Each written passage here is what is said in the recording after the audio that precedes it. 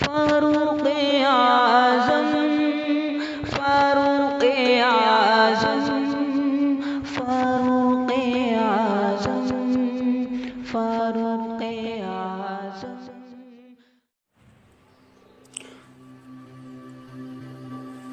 یہاں سے منافقوں کے دوسرے گروہ کا ذکر ہے جو مسلمانوں کی فتح مندیوں اور کامرانیوں کو دیکھ کر اسلام کی طرف ایک دو قدم بڑھتے تھے، لیکن پھر اللہ کی طرف سے ابتلاؤں اور آزمائشوں کو دیکھ کر اپنے قدم ہٹا لیتے تھے۔ پتہ چلا کہ ان کا دین حق کی طرف ایک دو قدم بڑھنا اور دین حق سے پیچھے ہٹنا محض دنیاوی حقیر مفاد کے لیے ہوتا تھا، اور دین حق سے قدم ہٹانا بھی، اور جو لوگ ایمان میں پختہ نہ ہوں اور شک و شبہ اور تذبذب کا شکار ہوں، ان کا یہی طرز عمل ہوتا ہے۔ یہاں یہ بات بھی قابل غور ہے کہ منافق دو طرح کے ہوتے ہیں۔ منافق دو طرح کے ہوتے ہیں، ایک عقیدے کے اعتبار سے منافق، دوسرے عمل کے اعتبار سے منافق۔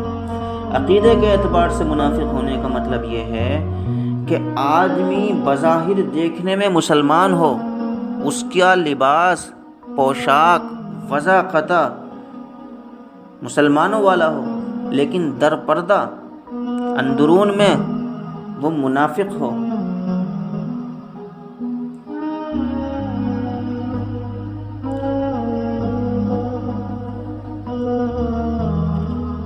جو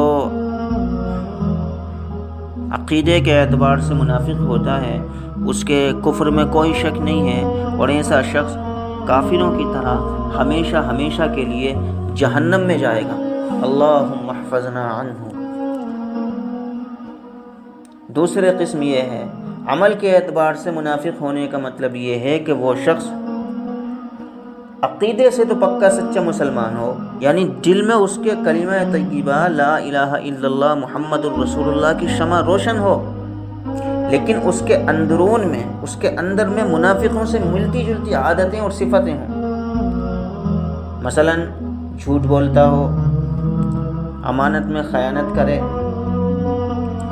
وعدہ کر کے توڑ ڈالے، جھگڑے کے وقت میں گالی گلوچ کرے، اور جیسے دوسرے برے افعال جو منافقوں میں ہوتے ہیں وہ پائے جائیں۔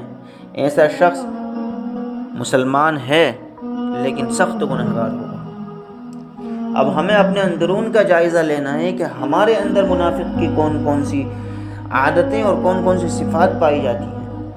حدیث میں آتا ہے اربع من کن فیہ کان منافقا وَإِن كَانَتْ خَصْلَةٌ مِّنْهُنَّ كَانَتْ فِيهِ خَصْلَةٌ مِّنَ النِّفَاقِ إِذَا اؤْتُمِنَ خَانَ وَإِذَا حَدَّثَ كَذَبَ وَإِذَا عَاهَدَ غَدَرَ وَإِذَا خَاصَمَ فَجَرَ۔ اللہ کے نبی نے فرمایا جس آدمی کے اندر چار خصلتیں ہوں وہ منافق ہوتا ہے، اور جس کے اندر چار نہ ہو کر کے ان چار میں سے کوئی ایک ہو تو اس کے اندر نفاق کی ایک صفت ہوگی۔ وہ کیا ہیں؟ یہ ہیں کہ جب اس آدمی کے پاس امانت رکھی جائے تو خیانت کرے، وہ جب بات کرے تو جھوٹ بولے، وہ جب وعدہ کرے تو توڑ ڈالے، اور جب جھگڑا ہو کسی سے تو گالی گلوچ پر اتر آئے۔ لا ایمان۔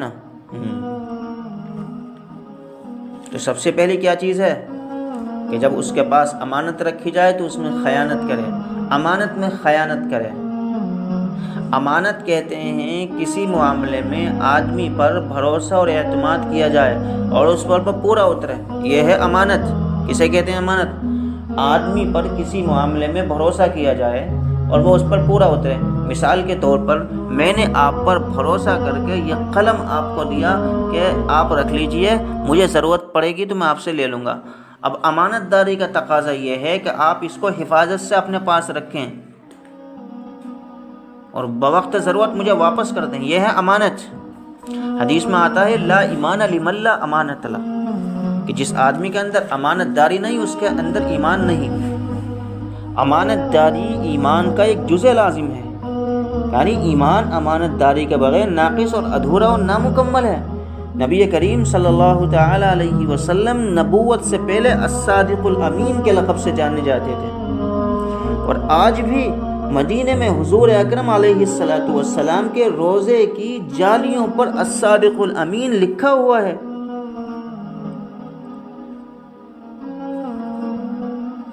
قرآن میں ہے ان اللہ یأمرکم ان تؤدوا الامانات الی اہلہا، کہ اللہ پاک تمہیں حکم دیتا ہے، اللہ پاک تمہیں حکم دیتا ہے کہ جن کی امانتیں تمہارے پاس ہیں انہیں واپس کر دو۔ ان اللہ یأمرکم ان تؤدوا الامانات الی اہلہا، حقداروں کو ان کی امانتیں واپس کر دو۔ حضرت نبی کریم صلی اللہ تعالی علیہ وسلم جب مکے سے مدینے کی طرف ہجرت فرما رہے تھے، اور ساتھ میں جگری یار، جگری دوست حضرت ابوبکر صدیق رضی اللہ تعالی عنہ بھی تھے، آپ نے حضرت علی کو اپنے پیچھے چھوڑا تاکہ وہ امانتیں جو آپ کے پاس رکھی ہوئی تھی ان کو ان لوگوں تک پہنچا دیں جن کی وہ ہیں۔ اور یہ امانتیں کس کی تھیں؟ کس کی تھیں؟ جن کی وجہ سے جن سے تنگ آ کر آپ اپنے گھر بار اور اپنے وطن عزیز کو چھوڑنے پر مجبور ہیں۔ یہ امانتیں ان لوگوں کی تھی، یہ امانتیں دشمنوں کی تھی۔ چاہتے تو موقع تھا ساتھ میں لے جاتے، لیکن نہیں، اللہ کے نبی جناب محمد الرسول اللہ نے ان امانتوں کی ادائیگی کے لیے حضرت علی کو چھوڑا اور مامور کیا، اور جب حضرت علی نے وہ امانتیں ان کے مالکوں کو پہنچا دی تب انہوں نے ہجرت فرمائی۔ میرے دوستو، آج ہمیں اپنا جائزہ لینا ہے، آج ہمیں اپنا جائزہ لینے کی ضرورت ہے کہ ہمارے اندر منافقوں کو والی عادت تو نہیں پائی جا رہی۔ آدمی کے اعضاء، زبان، ہاتھ، آنکھ، کان سب اللہ کی امانت ہیں، اور امانت داری کا تقاضا یہ ہے کہ ان کو گناہوں اور معاصی سے ہٹا کر اللہ کی عبادت میں لگائیں۔ اگر ان کو ہم گناہوں میں صرف کرتے ہیں تو یہ امانت میں خیانت ہوگی۔ اسی طرح سے دوسرے کی راز کی بات کو دوسروں کے سامنے کھولنا اور اس کا افشا کرنا، یہ بھی امانت میں خیانت ہے۔ اللہ پاک ہمارے اندر امانت داری کی صفت پیدا فرما دے، اور خیانت اور منافقانہ عمل سے ہم سب کی حفاظت فرمائے۔ آمین۔